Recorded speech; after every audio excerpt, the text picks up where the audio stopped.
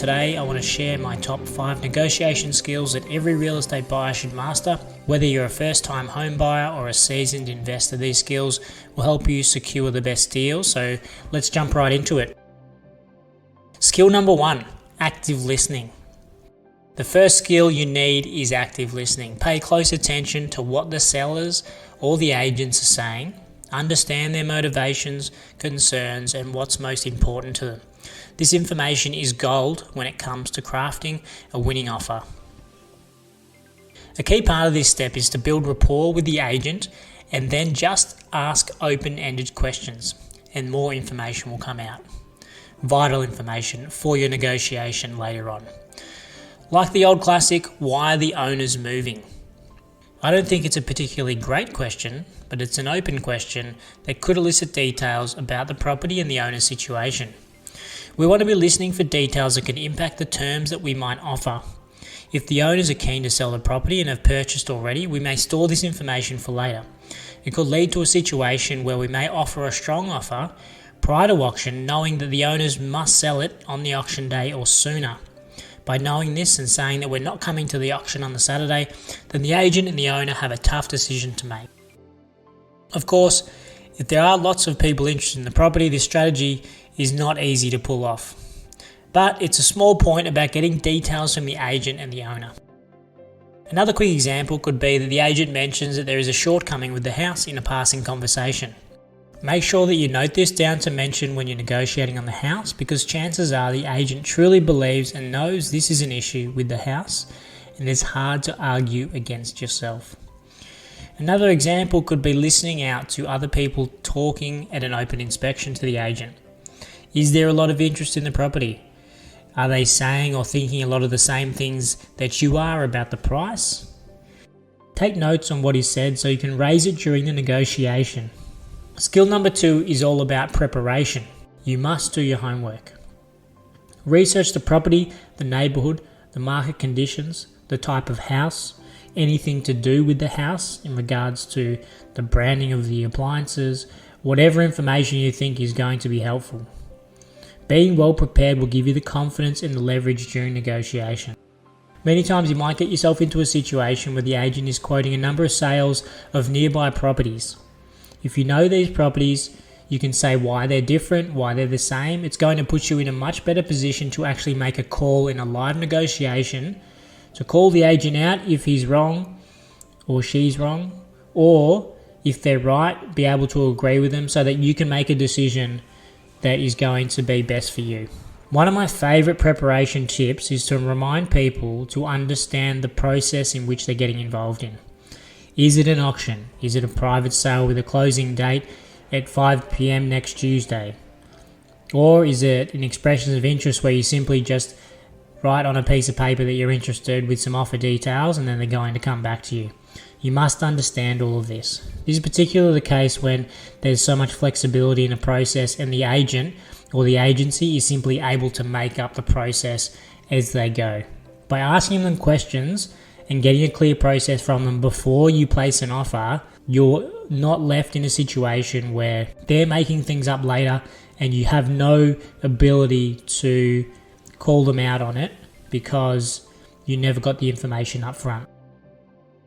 This is helpful because it gives you a better chance to strategize on your offer, but it also means that the agent has to stick to their word more often than not about what the process is going to play out like. Because if they can make it up as they go, it often ends up in the favour of another buyer or just the owner. Skill number 3, patience. Negotiations can be a waiting game. Don't rush the process unless it is going to be in your benefit to do so. Knowing when to show patience is such a vital skill. For example, if you've placed your offer and the owner has provided you with a counter offer, just take a breath.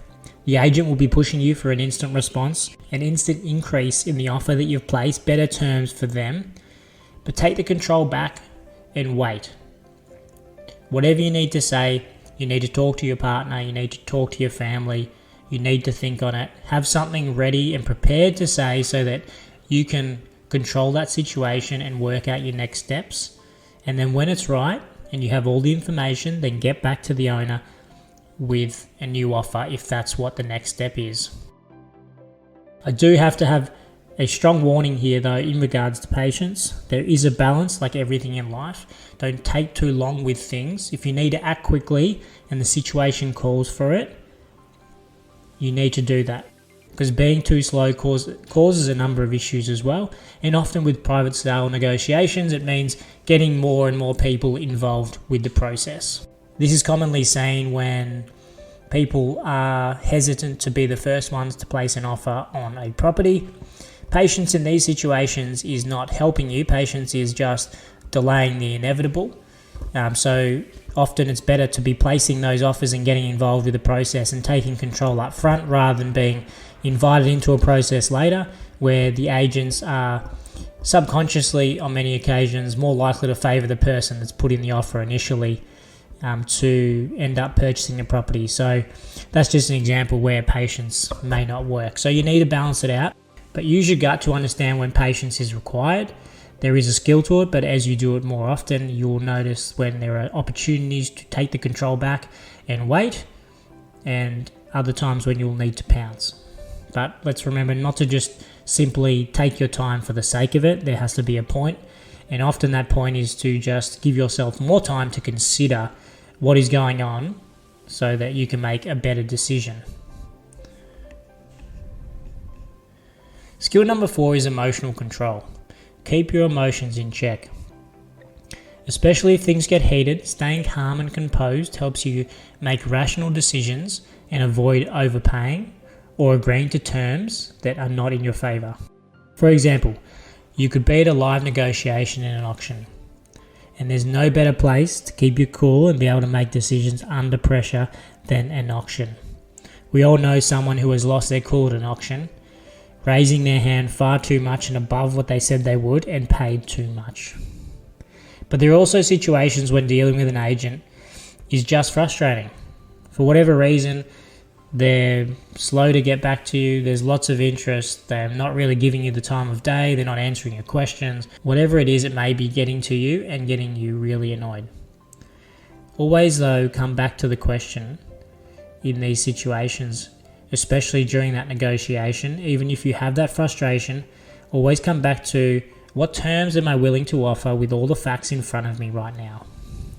Everything else is irrelevant, and the situation that's artificially being created by the agent is not as important as you answering that question. What terms am I willing to offer with all the facts in front of me? So remember that one, because even if there's times where you're unwilling to answer, not unwilling, but even if there are times when you're unable to answer that question, it can be often better to miss out on the property if you cannot confidently answer that than rush into it emotionally and make the wrong call. So if you find yourself getting too emotional, there are options though. You can get a friend, you can get a family member to help you out. That is extremely common, but you could also get a professional buyer's agent involved in the process as well. Either way, you're trying to take the emotion out so that you can make a better decision in regards to your property purchasing. Emotion is a really big one for the real estate world, everyone knows that, and sales agents are professionals at getting people to get emotional about properties. A lot of what is said towards buyers is about getting that emotion, and they can see when you're emotionally involved, and they will play on that as well, and they will push you to get even more involved. And that's exactly what happens at an auction. There's a spiel at the start telling you how good the property is, and there's buyers ready to go to take up the unique opportunity that lies in front of them, and it's made to feel like it's the only property that ever will suit exactly what you need, and then you get people to fight off emotionally against that. So you have to be aware of this as a buyer and take as much control back as possible. You're never going to get rid of it completely, but if you can get the right guidance and people helping you, then you can make more rational decisions that in the longer term you'll be happier with. Lastly, skill number 5 is flexibility or creativity. You have to be open to compromise and creative solutions when you're negotiating. Sometimes it's not just about the price, but also about other terms like the settlement and repairs. There have been times where we have in fact lowered our price on an offer we've made and changed the terms such as settlement or removed conditions to purchase a property. You need to be willing to think outside the box. Not every owner is focused on price, and that may surprise people. And when I was selling homes, I was surprised the first few times that this would happen as well. You know, we go out there and we're trying to get the highest price for the owners, but the owner doesn't always want that.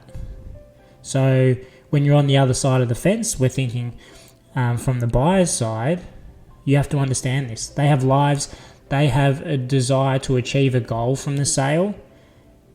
So you have to find out what that is. And that may not simply be price, but price is always going to be an important part of it, and that's why they're doing it.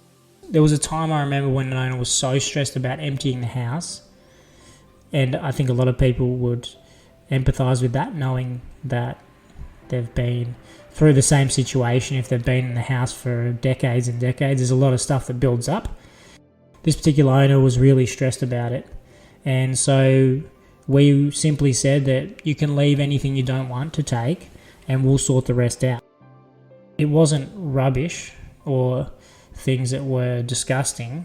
It was, just things that were in the house, papers and boxes and things that had been sitting there for ages. So we were able to negotiate a better price for our client, and the owner was happy to walk away with not as much stress, maybe a little bit less money, but not as much stress, and everyone was happy.